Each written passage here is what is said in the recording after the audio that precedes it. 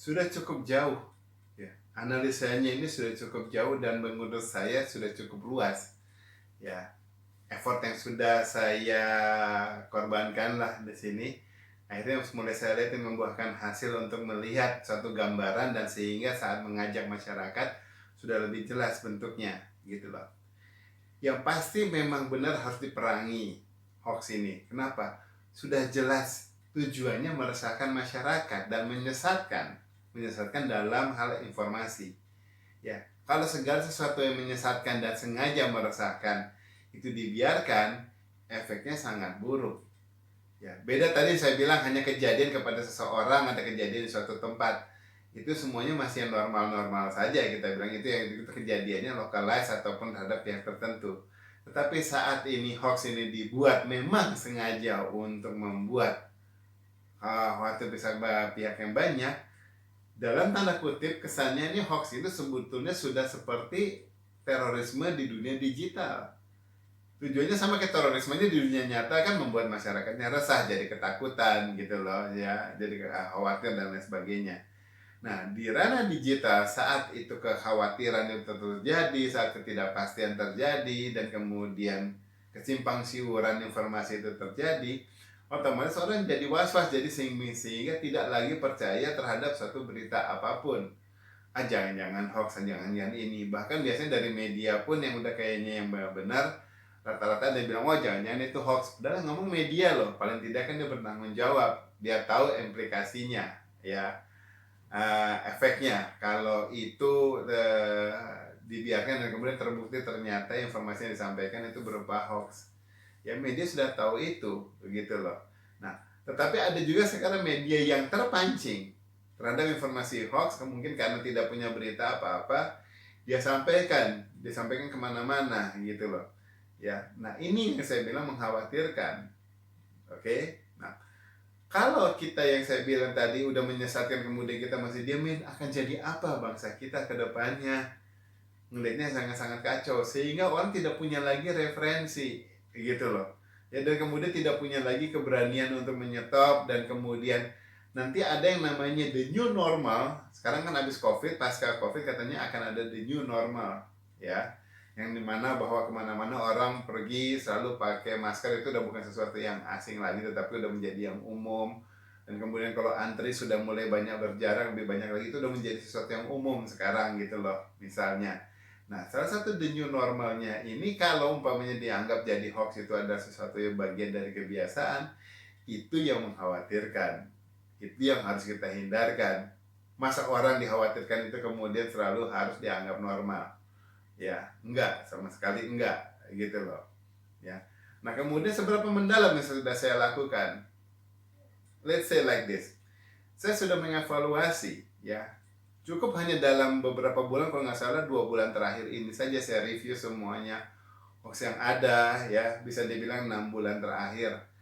Itu saya bisa kategorikan di dalam sekitar 10 kelompok kategori besar.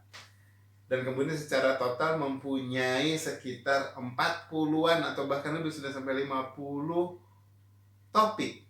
Oke, dari sekian kategori ada 50 topik.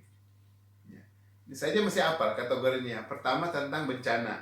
Ya, kategori bencana itu ada topiknya, bisa bencana alam, bencana luar angkasa, banjir, kebakaran, gempa bumi, dan lain sebagainya. Ya. Kategori kedua adalah figur, bisa figur pemuka agama, negarawan, kemudian figur masyarakat, selebritis. Itu yang paling sering menjadi sasaran empuk untuk hoax.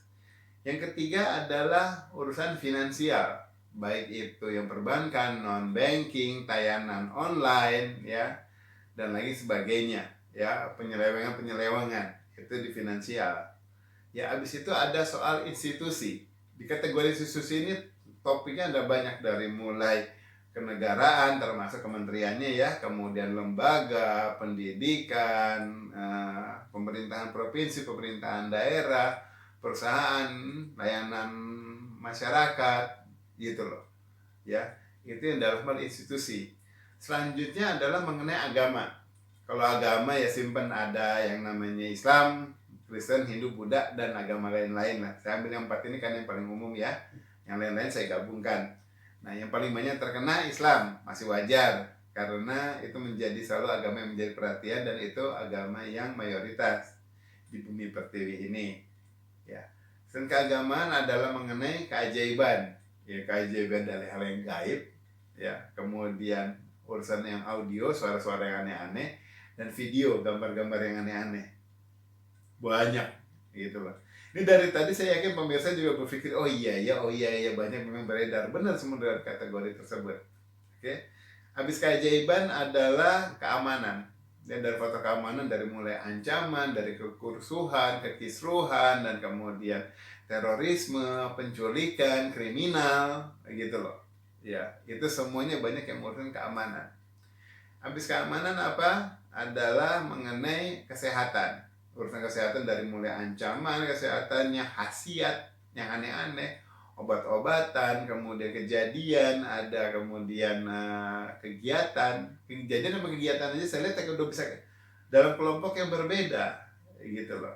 Nah, era yang sekarang di sini lebih banyak soalnya kejadian-kejadian, ya kan, karena berkaitannya dengan virus SARS ini gitu ya, semuanya urusannya terkait dan kemudian langsung tidak langsung terhadap COVID-19 itu menjadi informasi hoax yang terlalu berbias kemana-mana gitu loh ya. Lanjutnya habis kesehatan adalah media ya. Kalau dari media ini bisa media internet, media televisi, radio, portal, media cetak gitu loh ya.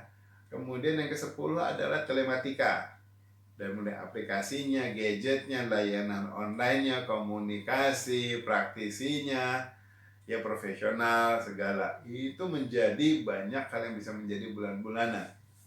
Ya. Yang terakhir saya masukkan dalam lain-lain, itu dari mulai faktor urusan-urusan ekonomi, urusan luar negeri, urusan mungkin kuliner atau lain sebagainya. Jadi kesehatan aja saya juga ada membahas mengenai konsumsi, bukan kuliner ya, tapi konsumsinya, termasuk yang ngerokok, yang apa. Nah, masing-masing kategori tersebut ternyata sudah ada topik-topiknya, padahal baru saya review selama 2 bulan. Bayangkan kalau di reviewnya sampai bertahun-tahun, seberapa numpuk informasi hoax yang kayak gitu loh.